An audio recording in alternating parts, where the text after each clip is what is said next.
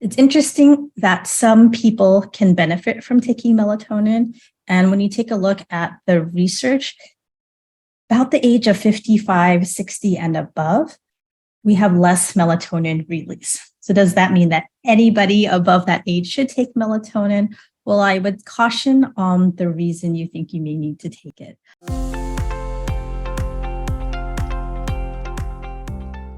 Hey everyone, welcome back to the Reshape Your Health podcast. I'm your host, Dr. Morgan Nolte. I am so excited about today's episode. It is a long time coming. One of the most frequently asked questions, especially with middle-aged women, is how can I sleep better? Insomnia, waking up early in the morning, waking up frequently throughout the night, having a hard time falling asleep. All of these are major issues for women that lead to a lack of energy to follow through on other health habits that need to change to lower insulin resistance. So today with me is Dr. Valerie Cacho. She is an integrative sleep medicine specialist, and her interests are in diagnosing and treating medical sleep disorders, women's sleep concerns, mind-body approaches to insomnia, self-compassion training, clinical hypnotherapy, and promoting sleep health and wellness. She is the president and founder of Sleep Life Med, a telesleep practice in Hawaii and California. And she's also the CEO of Sleephoria, a wellness brand founded on the belief that a well-rested woman has the energy, clarity, and drive to change the world. And I absolutely love that mission. At Zivli, our mission is to really help people reduce insulin resistance, to prevent diabetes, heart disease, dementia, obesity. And we were talking offline on how her message fits so well into the framework of the 4 pillars of nutrition and movement and sleep and stress, all on the foundation of mindset. So if you've been with us for a while, if you're familiar with the content, everything that we're talking about today really falls under the sleep pillar and then the mindset foundation. And so she's given me permission to call her Dr. Val throughout this episode. And so that's what I'll do. Dr. Val, thank you so much for joining us today. Can you start with a little bit of your story, how you got into medicine, and then specifically how you got so interested in helping women improve their sleep? Thanks so much, Morgan. Very happy to be here. So I actually grew up in a family of healthcare professionals. My father is a cardiologist, so I know a little bit about the heart, and also my mom is a nurse. And, growing up, my dad is an interventional cardiologist. He was always busy. He was always in and out of the hospital. I didn't see him very much. And knowing early on I wanted to have my own family, I pretty much rolled out cardiology as a field. And one of his good friends actually is a sleep doctor. So he gave a talk, I think I was in high school or college, and I'm just learning about the physiology of sleep. And I've always been more interested in developing relationships with patients, talking about prevention. I grew up as a Seventh-day Adventist, so, really the health message, eating healthy foods is really part of it. And sleep, as I learned more about it, it just seemed to really fit. Because, as you were saying, sleep is one of the pillars of, health and the foundational. And I'm super biased because I'm a sleep doctor, but it's almost like if you don't get good sleep, guess what? You're not going to have the energy to cook healthy meals, to go move your body, right? Things just work so much better when your brain's working better and you have energy. And guess what? You get that from sleep.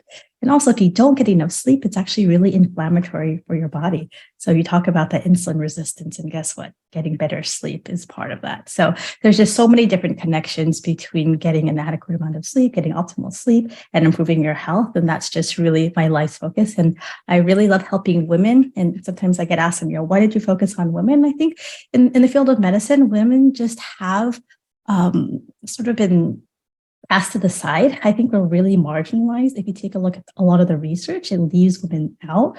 I think we're understanding and learning more and more about that. A lot of the patients that I used to see when I was working with the hospital system were women coming in feeling fatigued, feeling tired.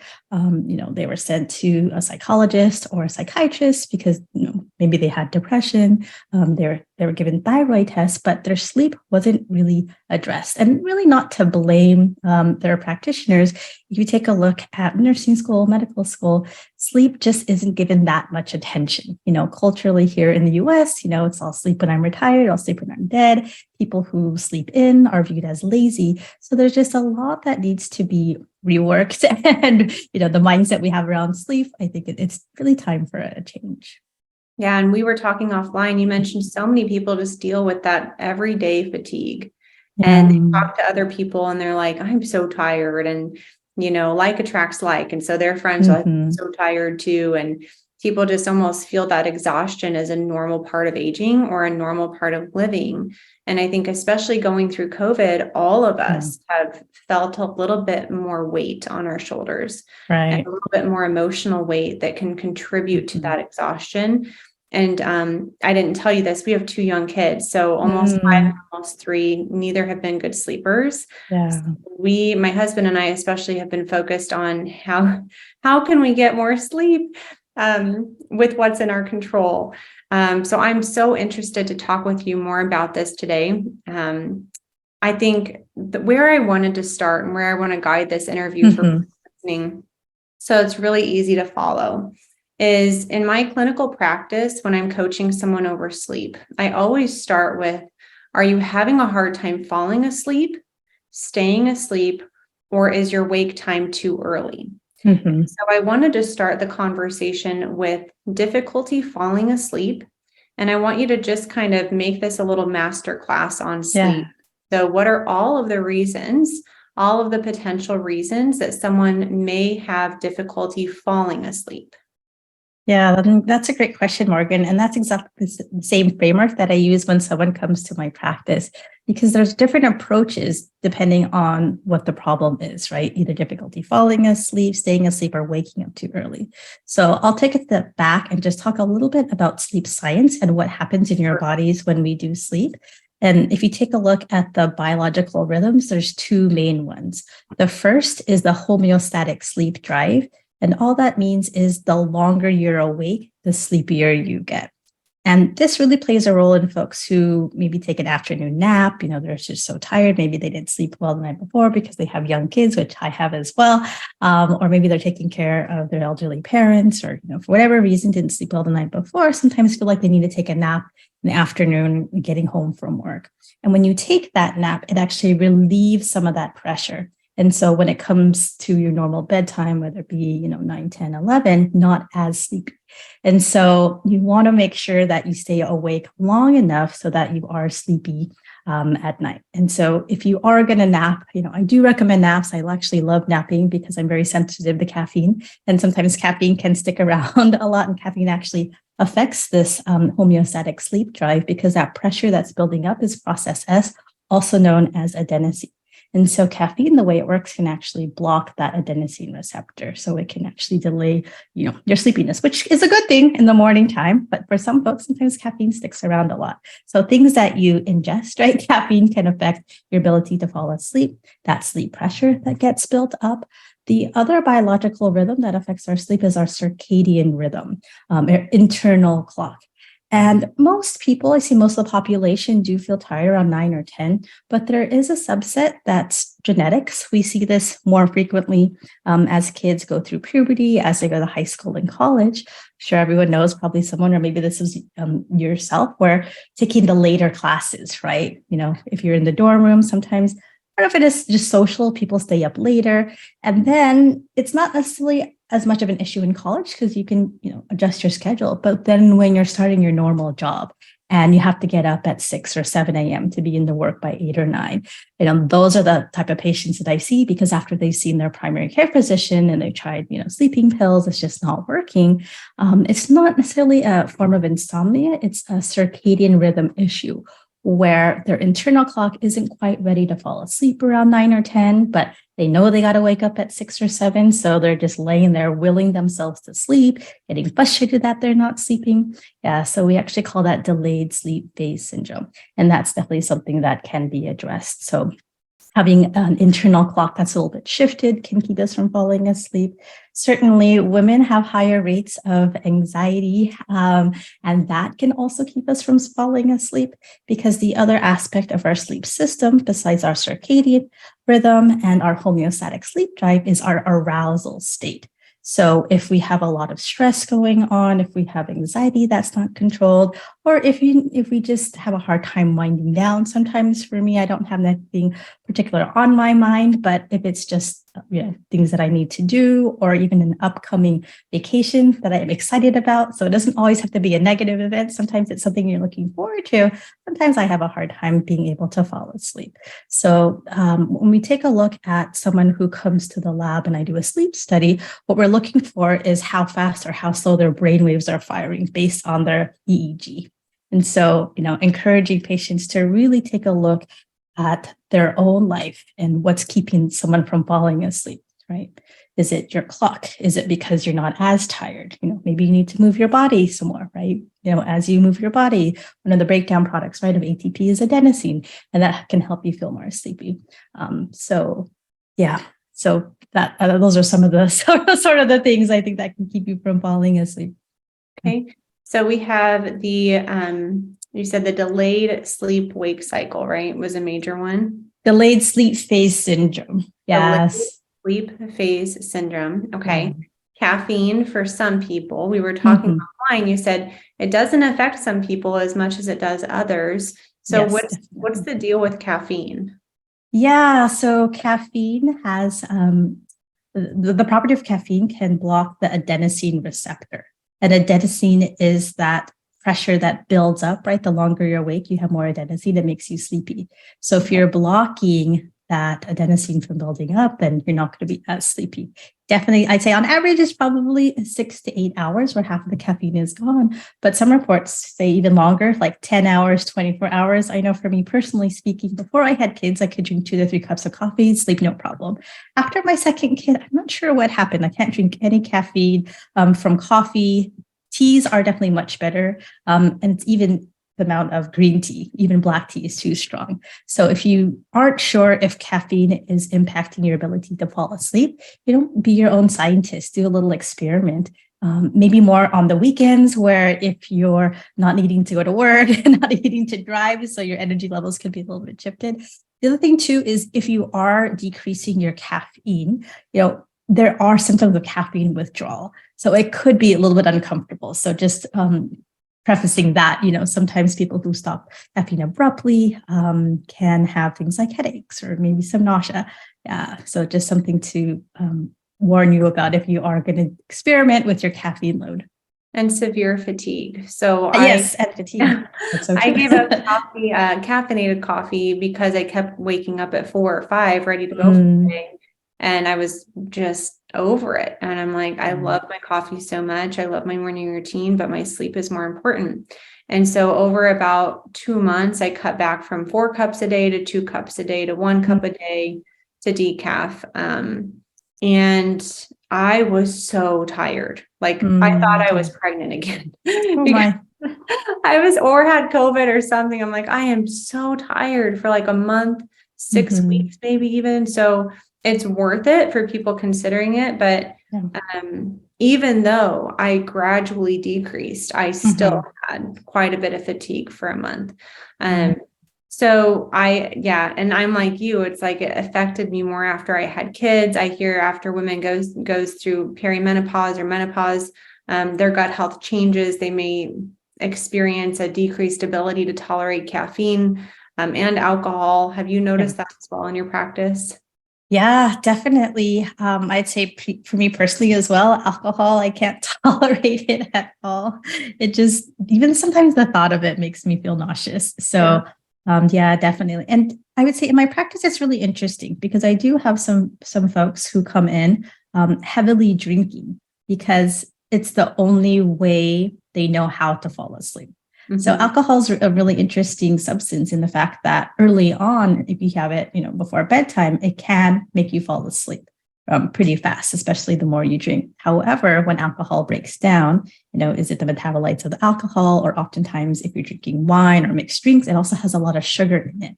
And so And on the later half of the night, people have more awakenings. And we see this, from lab studies, but also people have told me that the quality of sleep that they get isn't very good. So, but, they just didn't have the other tools to learn how to be able to fall asleep. So, it's the really other interesting. Big thing that comes to my mind is blue light. And I was like, for me, it's a fall asleep, but I was going to pick your brain a lot about melatonin specifically. Yes. So can you speak to blue light and melatonin, and does it help you? For me, it seems to help fall asleep and stay asleep, but I wanted to get that out a little bit for you. That's a good question. And I didn't explain the circadian cycle science as much as I probably should have. So I like to start in the evening time. So what happens when it starts to become dusk and dark? Darkness is that signal to your brain, through your retina, that it's time for melatonin to be released deep in your pineal gland. And when we think about what melatonin does, it helps support the different stages of sleep.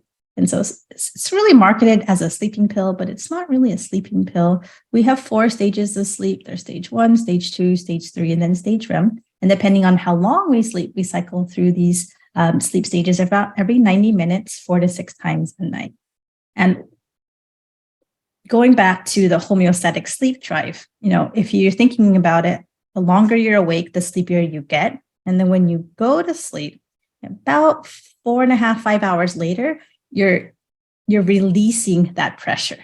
So sometimes people who wake up in the middle of the night, I think, which we'll get to, have a hard time going back to sleep. It's because you're not as sleepy. It's almost like, your battery is like half full, and you can still text, you can still watch videos. It's probably not as fast if the battery was about 100%, but you can still function per se.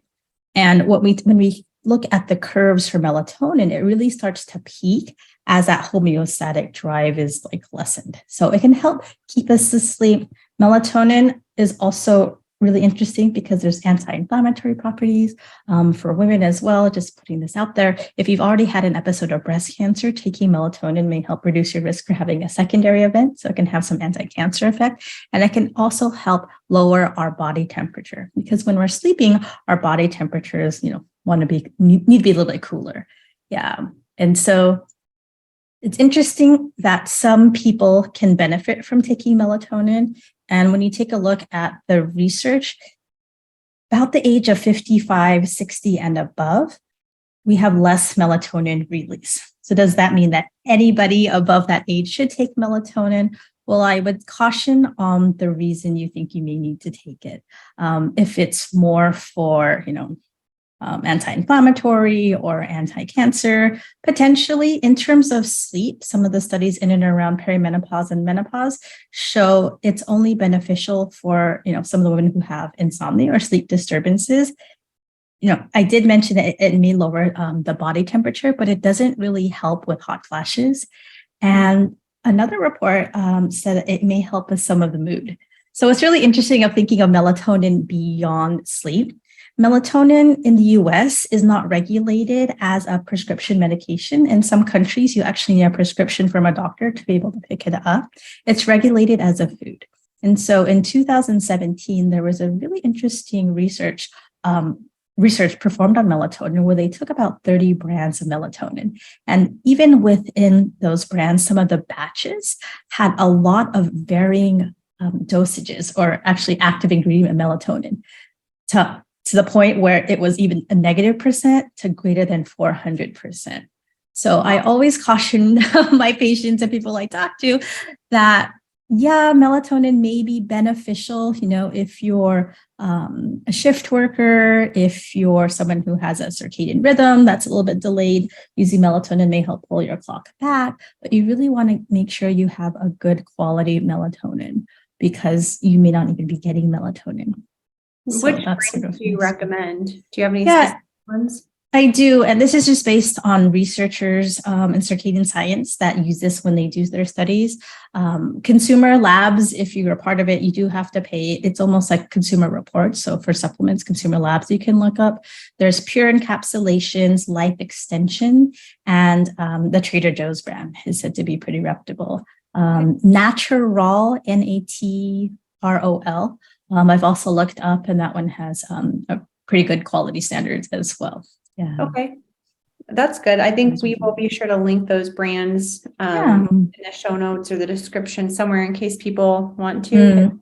I took melatonin for a while in PT school for a variety of reasons. I wasn't sleeping that I know now that I didn't know then. And I was probably not taking a very good brand of melatonin. And the thing about melatonin too, sorry to interrupt, but sometimes it's mixed with hops, lavender, magnesium, chamomile, lemon balm, and those herbs and minerals may be more sleep promoting because they work on the GABA system. So it may not be the actual melatonin itself. Could be the combination of the other things in it. So just something else to consider. If you do take a melatonin type substance and you're like, oh, I sleep great. It might not be the melatonin. It might be the other herbs. So before we get into more interventions, are there any other reasons that people might have a hard time falling asleep? And I'm glad that you asked because I forgot to mention restless leg syndrome. So that's a medical sleep condition that happens more often in women in and around pregnancy, but it can also run in families. And what restless leg syndrome is, it's an urge to move your legs. It's worse in the evening. So there's a circadian component too. And it gets better with movement. It's associated with low iron. So there's blood work that we can do. And if your iron levels are low, giving you iron can help. There's also a genetic component. And so if you have these symptoms at least 3 times a week and it keeps you from falling asleep, then we consider it restless leg syndrome. Which it's interesting. I have some folks who have this sensation, but they've had it for so long it doesn't bother them because they're used to moving their legs and it helps soothe them to sleep. But I also have some patients that pace the room for hours on end because it's really that uncomfortable. Wow. So anything else that we wanted to cover under the falling asleep before we talk about what to do if you're having a hard time falling asleep? No, I think that's it. I think that was pretty comprehensive. Good. So for restless leg syndrome, we can kind of work our way backwards. You said perhaps they need an iron supplement. Movement. So is that like exercise throughout the day, or is that like gentle stretching before bed, or what movement would you recommend? I would say both, honestly, because I'd say moving is always good. I'm not going to say don't move your body. I think we were meant to move our bodies, but I think people who exercise more feel better with their legs at night. And then gentle stretching exercises. Some can just be like internal rotation of the hips and toe tapping can help. Okay. And then working our way back, we said almost like that stress response a little bit. And what would you recommend if someone is experiencing maybe elevated cortisol at night? There's a lot of different causes. But what would be some of the treatments for that?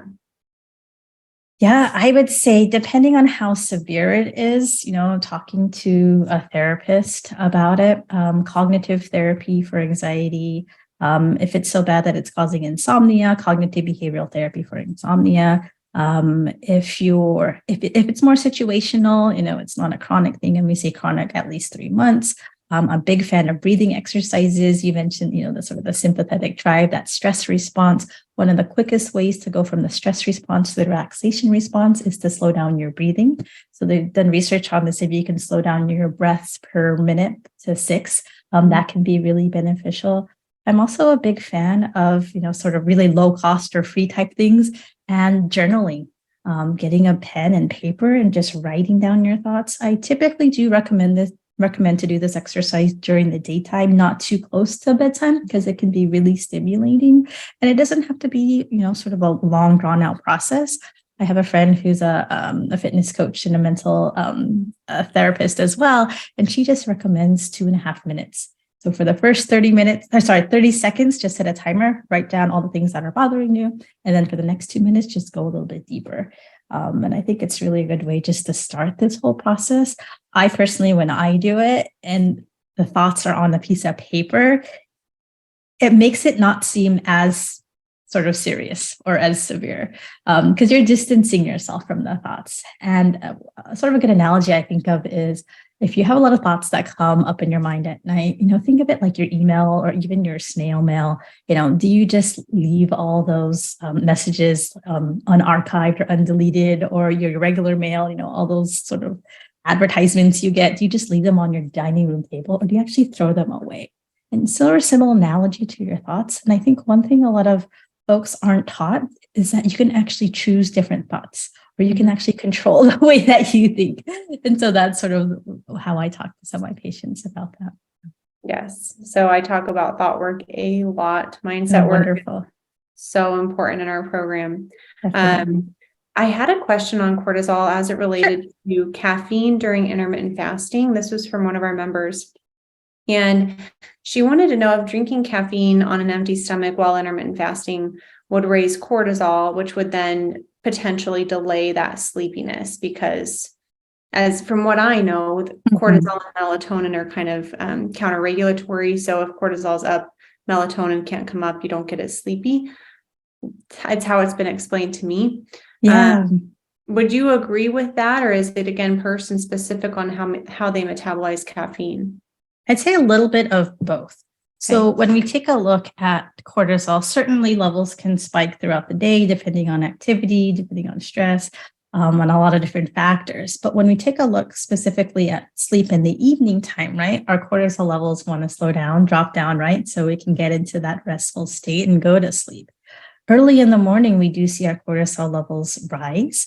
And the reason for that is because typically, mentioned going into intermittent fasting, we need to have enough blood sugar to wake up, right? Because that's the fuel for our cells. And so if our cortisol levels are rising in the morning, that helps wake us up. And also, right, melatonin is coming down because, we don't need to be asleep anymore.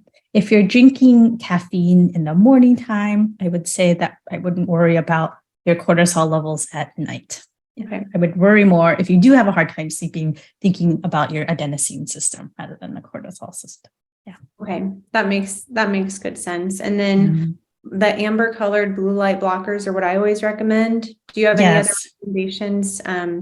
Obviously blocking it throughout the day, perhaps like I always have my night shift on my phone and my computer. Otherwise I'd be wearing like clear colored blue light blockers. But is there any other recommendations that you have for that to help the melatonin come up a little bit more? Yeah, it's an hour before your desired bedtime, right? If you can have the amber cues on, avoid screens if at all possible. But if you still need to do some work, or if you're on the screens and that's your form of relaxation, use the blocking glasses. The other aspect is in the morning time, right? So making sure you're getting enough sunlight to tell the melatonin to go away, but it also can reset your clock the next night, especially for folks who are a little bit more of night owls, are a little bit delayed and they want to turn their clocks back. It's getting enough sunlight in the morning. And some of the research shows half an hour. Some people need even up to 2 hours. So if you work inside and you don't have access to natural sunlight, I just recommend folks to get a light box. 10,000 lux, they're called happy lights, or it's sort of the same type of treatment that we use for people who have seasonal affective disorder, right? If you live in a place where, in the wintertime, like Alaska or northern parts of the northern hemisphere, where it's really dark, it can really affect your mood, which also can affect your sleep, right? So making sure you have enough sunlight in the morning time is also really important for your melatonin levels, right? The next night. It's a trigger for your brain. Yeah. It's so important. And I think it's so overlooked. I think so many of us work inside. My question for you is I typically work by a window, but isn't some of that, is that beneficial, or do I need that open air? Like, how does that work with the natural sunlight? Yeah, that's a great question. And there's actually, I think, an app called Light Meter where you can download, and Dr. Andrew Huberman talks about it, and you can see how much sunlight is coming through. I also work near a window. It's to the left of me here, but it's also a really cloudy day. So if it's a cloudy day, if you have windows that are tinted, it blocks out some of that light. So if that's the case, then you need a longer exposure to that light. With that said, it depends. A lot of times when I speak, I want to clarify between someone who's like a healthy, normal adult who has difficulty sleeping every now and then versus someone who's a night owl with delayed sleep phase syndrome, with insomnia, who really need to tighten up some of their sleep habits. So, speaking in general, right, because, I can't make specific recommendations, I'd say it's better to get more sunlight in the morning, at least half an hour. If it's a bright light, it's best. But if you don't have access to that and you notice your sleep is a little bit later than you'd like, then probably get a light box for your desk. Okay. That's interesting. I like that Yeah. recommendation for the light meter app because Mhm. my daily routine doesn't include a lot of morning sunlight. Like I try to get maybe 30 to 60 seconds either out the back door or be intentional to look to the east when I'm getting the kids ready. But then I'm in the car, which who knows how much is coming through there. And then I'm in my office space. Yeah. And I just, that's just not part of my daily routine in my life. Hopefully later on I can make it that. Sure.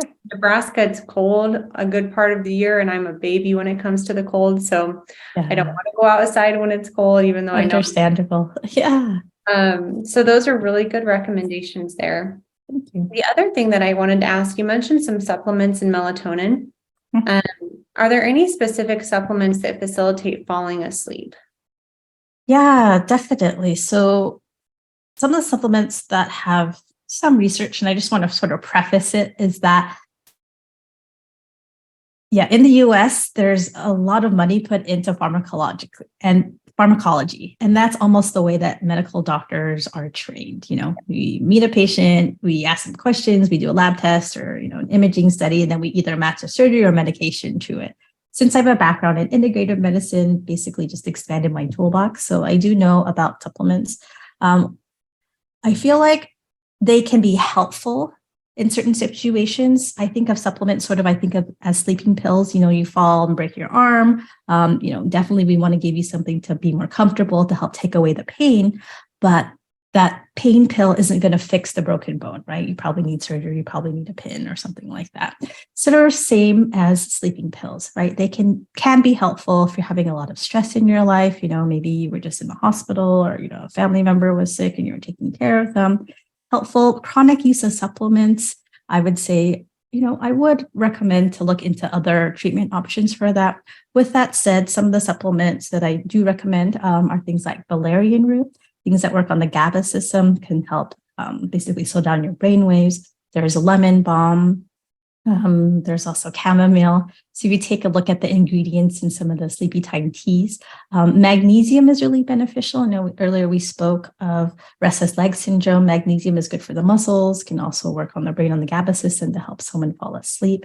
I know recently you spoke to someone for essential oils, a lavender, either through essential oil or through a supplement. There is an oral version called, I think it's called Calm Aid, but I think it's Selexiant. Yeah. And that can help as well. It's really interesting because if you take a look at worldwide use of supplements, some countries embrace more of the herbals, more of the essential oils rather than others. So there's different formulations depending on which country you're looking at. Used a lot more, I would say, in Europe. And those are some too, but I think with essential oils, I think they can be beneficial, but you have to like the scent for them to work. So I definitely like the smell of lavender, so that helps. She had an interesting thing too that she said was activating the vagus nerve. So what she recommends is, I don't know, in hers, I'll be sure to link actually to that episode. So I'd like to listen to that. For people that want to. And then she said she had a big blog post on it too, but it made sense to me. She put it behind the ear and it was like cinnamon lime, if I'm remembering right. So more of an activating, because activate the vagus nerve to then stimulate the parasympathetic nervous system. Oh, interesting. She's like, I've used chamomile, I've used the lavender, but then I really like it. Like I've used her essential oils back there and like you said, you have to like the scent, but it does kind of help me calm down. So just a different approach, she said you don't always have to use the calming ones. If you use the active ones on the parasympathetic nerve, it can lead to that reflex. And it's interesting with the ear. So there's some interesting research, I believe out of China, where auricular acupressure, or basically you could do ear massage, because one of my friends who's a neurologist mentioned that the vagus nerve it stimulates the ear. So different types of ear massage can help someone fall asleep too. So it's almost like you don't have to take a sleeping pill. You don't have to take an herbal. There's the free medicine out there, your breath, massaging your ear. And if you like the scent of certain flowers, it can be really helpful too. So a lot of options. Yeah. So any other, I think we covered movement throughout the day. That was another one of the interventions I thought of. Anything else for falling asleep that you can think of? Making sure you go to bed when you're tired. I think that's a big one, and something I see a lot for women and people in general is I think a lot of people are going to bed a little bit too early. You should fall asleep within 20, 30 minutes. If it's taking you longer to do so, then I would say, don't go to your bed until that happens. My favorite analogy to help sort of teach my patients about this is, what do you do when you go to the gym, right? You exercise. What do you do when you go to a restaurant, right? You eat. But if you're spending half of the time awake in bed, then it confuses your brain, right? You want to, and that's called our sleep efficiency, how much time you're asleep versus how much time you're in bed. And a lot of my patients who have insomnia sort of hang out in bed, just waiting for sleep to come and just like trying to will it. So teaching them about the circadian rhythm, teaching them about the homeostatic sleep drive, but really it's, called stimulus control. You want to see your bed and your brain tells you, all right, go to sleep. So sort of like what we do in the restaurant and in the gym. I think that goes to like not having a TV in your room or not watching the TV in your room, not having your phone by your bed. Like if you're laying in bed, looking at your tablet, like maybe we change that to sitting in the chair and looking at the tablet with your blue Exactly. blockers on. And then when you go to bed, you're in bed. So exactly. you always say like that is for sleep and sex and that's about it. Yep. So, yeah. It's not your lounge chair. It's not your living room. The thing about it is I think we've encouraged people to make the bedroom so comfortable that they just, they like their bed. It's comfortable. It's good. But at the end of the day, it's really just for your sleep. And then of course, lounge somewhere else, relax somewhere else, use the bed. I like that. That reminds me to ask you the question of what about if someone is laying in bed for longer than 10 to 20 minutes? What do you do then? Do you recommend them get up? Do you recommend them stay in bed? What do you recommend? Yes, definitely get out of bed. And these are principles for cognitive behavioral therapy. And I do get a lot of resistance from patients around that. And so what we've come up with is a scale. So if you're able to stay in bed and your level of anxiety, stress around your inability to fall asleep is pretty low, okay, hang out there. Like resting is also beneficial, even though you're not technically sleeping. If you're starting to get really frustrated, maybe you're tossing and turning, okay, maybe you're at a medium level of stress, hang out for another 10, 15 minutes. And then if it's a high level of stress where you're just like, oh, my day is going to be ruined. I don't even know how. I'm such a bad sleeper. Sometimes we have that negative sleep talk. Definitely remove that negative energy from your bed. Yeah, because I like to think of it in increments, because if it's a low grade level, maybe you'll fall asleep. Because sometimes people tell me, well, 2 times out of the week I can hang out and I'll be able to fall asleep. And it's probably okay just to rest in bed. But yeah, if it's really, you're just frustrating, you're tossing, turning, and you're disrupting your bed partner and their sleep, probably best just to get out. Yeah. And then what do they do? So when they get out of bed, what not to do, what to do, kind of thing. Something relaxing, right? Sleep happens when your brainwaves slow down. So take an exercise, listen to soft music, read, but hopefully not with too much bright light. If you live alone, I have some folks who like play the guitar or even like to dance. Just avoid anything that's too stimulating. Try not to go on your phone, which is bright light, and then start reading the news, or go on a social media site where you may read something that may upset you or make you excited. So think of ways to wind down, and any type of mind-body practice. I'm a big fan of just breathing exercises. Another thing that I like to recommend to my patients is, self-hypnosis or guided imagery. Go to your happy place, right? Go to a place, imagine that you're on vacation, and what was it like being there at that resort, at that bed, and fully immerse yourself in all your senses. What are you eating? What are you smelling? What are you hearing? And you can use the power of your own imagination to almost transport yourself there. And you can almost have those same good feelings, even though you're in your own bedroom. Yep. That's awesome. Really good. I think that was a great conversation. I know we have about 10 minutes left. Sure. So I wanted to save some time for what do we do when we get up in the middle of the night? So what about the waking up? What causes that? Yeah, I'm glad you asked that. And I would say the number one condition I'd like to rule out is obstructive sleep apnea. And so that's a medical sleep condition where the muscles of the upper airway, typically it's the tongue, falls back and closes off your airway. Because at night when you sleep, your muscles are relaxing.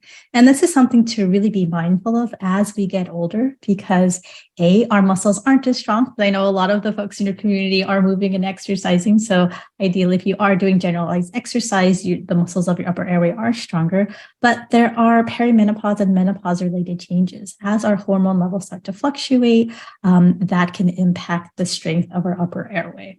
So one thing to note is that not everybody needs to snore to have sleep apnea. So snoring, gasping, choking, stopping breathing are sort of the primary symptoms of it. But oftentimes women can just wake up with headaches, wake up a little bit more moody, and then feel fatigued and tired throughout the day. So if you do have any of those symptoms, but specifically the snoring, definitely talk to your doctor, nurse practitioner, physician assistant about getting the sleep test, because they're really easy to do now. You can actually just do a home sleep apnea test. They're not 100%. They may miss some folks who their airway partially collapses and their brain wakes them up before they're completely collapsed, but it's a good place to start. I'm more surprised when the home test is negative rather than it's positive, because so many people do in fact have it. Up to 90% of women who potentially have sleep apnea aren't even diagnosed, because there's a lot of gender bias in medicine. I mentioned earlier, sometimes women will go to their doctor and they say, oh, you're just depressed, or it's your thyroid, go see the therapist, here's a slip for your blood work. So yeah, make sure that you don't have sleep apnea, because once you're asleep, if your tongue is falling back, I like to say all the meditation and breathing exercises in the world doesn't do anything to open up that airway. So I would say that's number one. Other things to consider for women are waking up to urinate. Drinking a lot of water can definitely be part of that, but blood sugar levels, right? If you do have undiagnosed diabetes, what happens is that you just have so much sugar in your system that your kidneys are just trying to flush it all out. And so waking up to urinate can be certainly part of that. On the opposite end too, a lot of people are intermittently fasting. And if you're doing it in the evening time, sometimes, right, your blood sugar levels can go a little bit lower to the point where your body's like, hey, this is not unsafe. I need to actually wake up and eat. There's not a lot of specific research around that for women in perimenopause. I've heard it more anecdotally from some friends that I know who use continuous glucose monitors. What else? If you have restless leg syndrome, up to 80% of these folks can have periodic limb movement disorder. And what that means is you're actually kicking your legs at night. So it's the nighttime symptoms of restless leg syndrome. We treat it exactly the same way. Insomnia from just a hyper-aroused state can also lead to someone waking up in the middle of the night as well. I have some patients who have no difficulty falling asleep, but the staying asleep is an issue. Pain, if you're on your back for too long, if you're on your side for too long, you need to shift your body. Bed partner who snores, that can be a reason to wake yourself up, right? If you're getting older, your bed partner could be getting older as well, and maybe they're developing sleep apnea. So those are some things that I commonly see in my practice. I think reverse engineering the treatment from that, like I recently suggested to a Zivli member, check the sleep-app fit. I think a lot of times the nasal pillows come out, or it's not fitting right anymore, and it's been a while since they got a new fit or a new mask. That can really help. Yeah, definitely. I think earplugs, like for me, when we're trying to sleep train our kids, this is funny. We're on vacation. I was so excited. I got a new eye mask. I got new earplugs, because I'm like, if they cry in the night, I know they don't need me. Or it's like my husband's night, we alternate. So I put these fantastic earplugs in. And my husband still like nudged me in the middle of the night, like, hey, the kids are crying. I'm like, what do you want me to do about it? Why are you waking me up? Don't you see I bought my new earplugs? Right. So, there are different solutions for the noises and the light. Like I think that the light too really help. And then water intake. So for me personally, I try to limit water after bed, and that really helps me not have to get up to urinate, at least not every night. And then carb intake, would you recommend moderating that? I know if I eat sugar, obviously that really gets my system revved up. Alcohol, as you mentioned, can kind of cause that that waking up in the middle of the night when it's metabolized.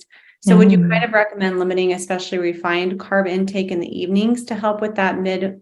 Yeah, definitely.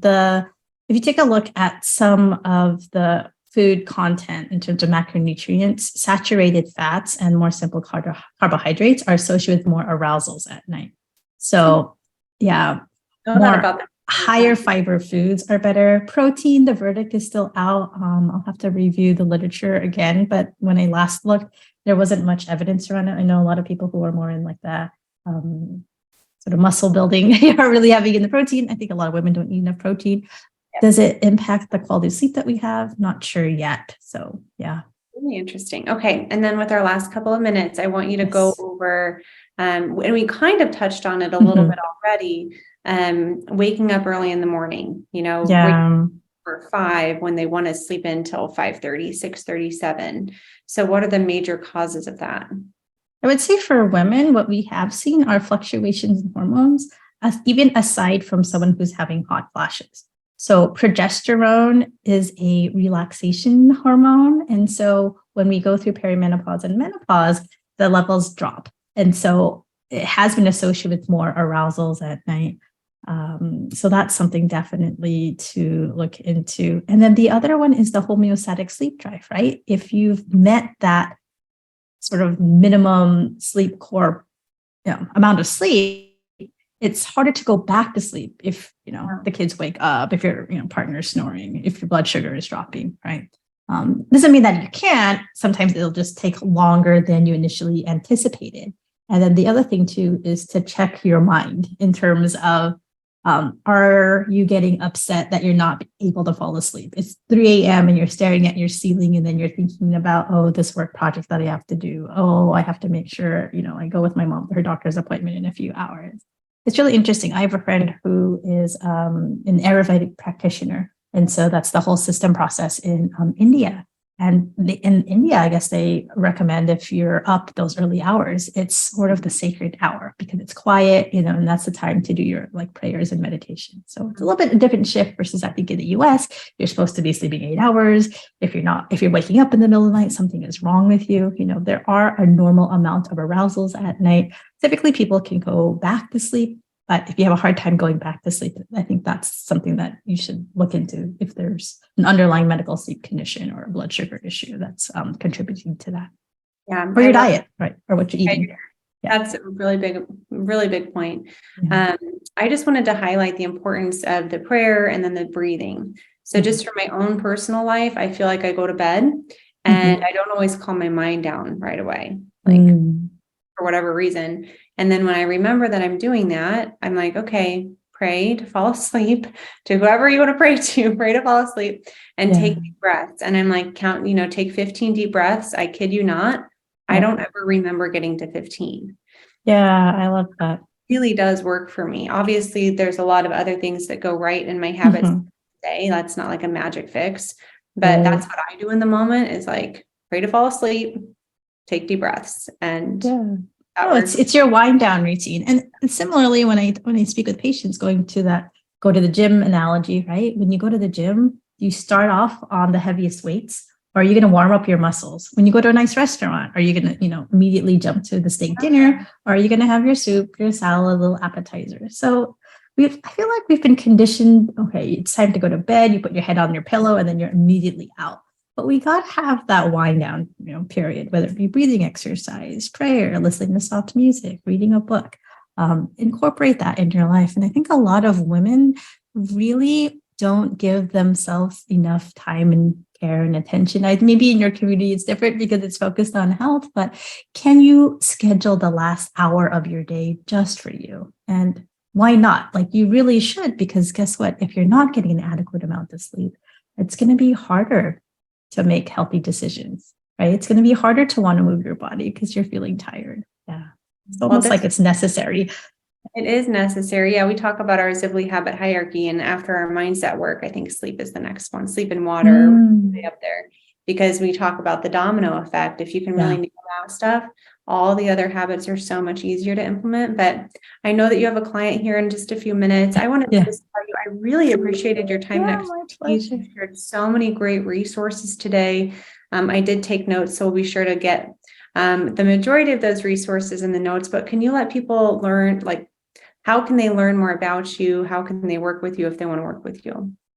Yeah, so I take, one-on-one patients and clients just in Hawaii and California, because that's where I have my medical practice. That's sleeplifemed.com. Everyone else, I put a lot of free resources either on YouTube or on my website where I have articles, and that's sleepforia.com.